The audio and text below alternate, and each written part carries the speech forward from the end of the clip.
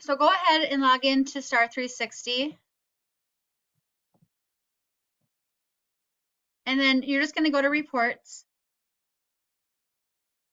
And you might like the instructional planning report, depending on what you want, math or reading. Choose the test you want.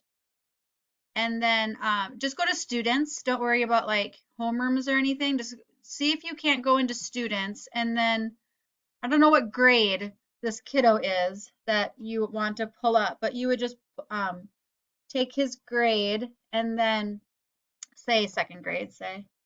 And then you would just find the student by name and search. So like for example, let's just do Dominic. And he's in third grade or fourth grade now. So I'll go to fourth grade. All right, so then Dominic pops up. Just click his check mark, scroll down, save selection, switch this to school, update report. And what you're going to see is Dominic's report here. You can make it into a PDF. So click on the little PDF icon and it will generate a PDF for you to actually be able to save. Let's see how Dominic did this year, shall we? So here's his report. Ooh, not bad, Dominic. What is this, reading too? Wow. He's projected to be somewhat near